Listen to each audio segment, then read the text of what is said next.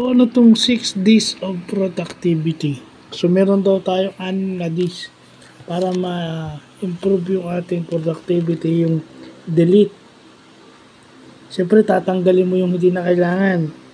Decline, yung tanggihan yung hindi na kailangan. Delegate, siyempre, pag may mga tao kailangan pakilusin mo rin. Pero sa tamang paraan hindi yung bigay ka ng bigay ng utos.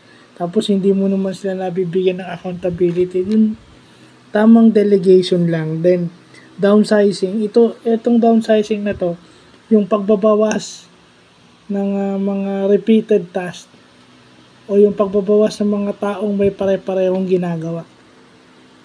Then,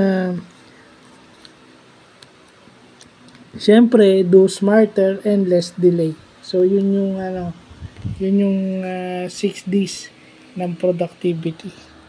So, self-explanatory naman yun. Ito. Pero yung pinakahuli, yung delay. Kailangan reduce delay dapat. So, yun lang po.